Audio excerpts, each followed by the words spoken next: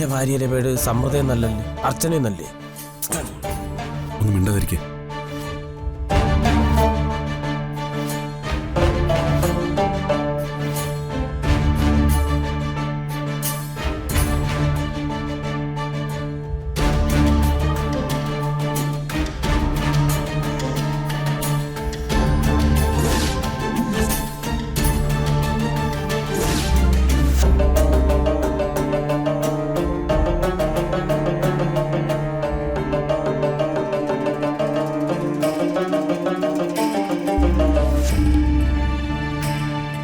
ഇതല്ലല്ലോ. ആരാമേ?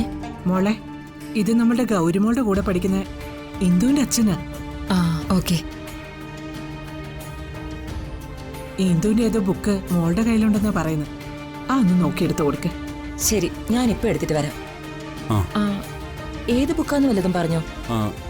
ഇല്ല, അങ്ങനൊന്നും പറഞ്ഞില്ല. ഓ ശരി, ഞാനൊന്ന് നോക്കട്ടെ.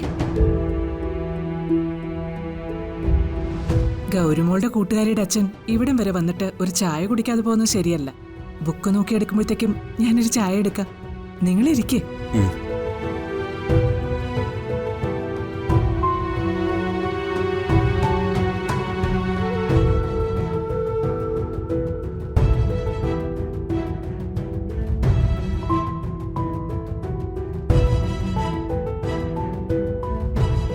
സമൃദ്ധേ, ഗൗരിമോള് സ്കൂളിൽ നിന്ന് ഫ്രണ്ട്സിന്റെ ആരുടെങ്കിലും ബുക്ക് വല്ലതും കൊണ്ടുവന്നായിരുന്നോ? ഇല്ല. എന്താ ചോദിച്ചേ? ആ ബുക്ക് അന്വേഷിച്ച് രണ്ടുപേര് വന്നിരിക്കുന്നു. ഒരാള് ഗൗരിമോളുടെ ഫ്രണ്ടിന്റെ അച്ഛനാന്നാ പറഞ്ഞത്. ആണോ? അങ്ങനെ ഫ്രണ്ട്സിന്റെ ആരുടെയെങ്കിലും ബുക്ക് കൊണ്ടുവന്നിട്ടുണ്ടെങ്കിൽ അവളിത് എന്നോട് പറയേണ്ടതാണല്ലോ. ചിലപ്പോ പറയാൻ മറന്നുപോയതാണെങ്കിലോ? ഞാനൊന്ന് നോക്കട്ടെ.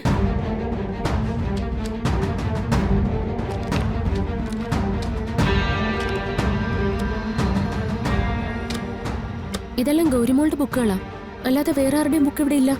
ചിലപ്പോ മോളുടെ ബാഗിൽ തന്നെ ആയിരിക്കും. അങ്ങനെയാണെങ്കിൽ അത് ഗൗരിമോള് വന്നാലേ അറിയാൻ പറ്റൂ. എന്നാ സമൃദ്ധ തന്നെ ചെന്ന് അവരോട് ആ കാര്യം ഒന്ന് പറഞ്ഞേക്കേ. ഞാൻ പറയാം.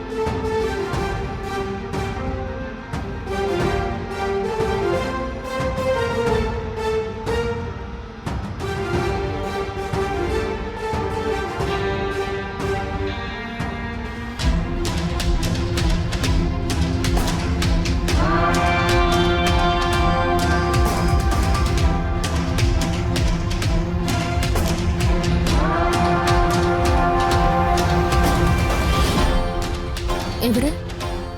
ഇപ്പൊ ഇവിടെ ഉണ്ടായിരുന്നല്ലോ. അമ്മ അവരോട് സംസാരിച്ചില്ലേ? പിന്നെ സംസാരിക്കാതെ. ഗൗരിമോളുടെ ക്ലാസ്സിലെ ഏതൊരു കുട്ടിയുടെ അച്ഛനാണെന്നാ പറഞ്ഞത്. ഇന്ദുന്നോ മറ്റോ പേര് പറഞ്ഞത്. ആ കുട്ടിയുടെ ബുക്ക് വേണമെന്ന് പറഞ്ഞു വന്നിട്ട് പിന്നെ അവരെന്താ പെട്ടെന്ന് സ്ഥലം വിട്ട് കളഞ്ഞത്? അതാ ഞാനും ആലോചിക്കുന്നത്. ശരിക്കും അവരെന്തിനാ വന്നേ? ബുക്ക് വാങ്ങാനല്ലേ? എന്തെങ്കിലും ഉടായ്പ കൊണ്ട് വന്നതായിരിക്കും. കണ്ടിട്ട് അങ്ങനെയൊന്നും തോന്നിയില്ല. അമ്മേ, ഇപ്പോഴത്തെ കാലത്ത് ആരെയും അങ്ങനെ വിശ്വസിക്കാൻ പറ്റില്ല. കള്ളന്മാരും കൊലപാതകങ്ങളും ഒക്കെ പല വേഷത്തിലും കയറി വരും. ആ കുട്ടിയുടെ പേരെന്താന്ന് അയാൾ പറഞ്ഞത്? ഇന്ദു.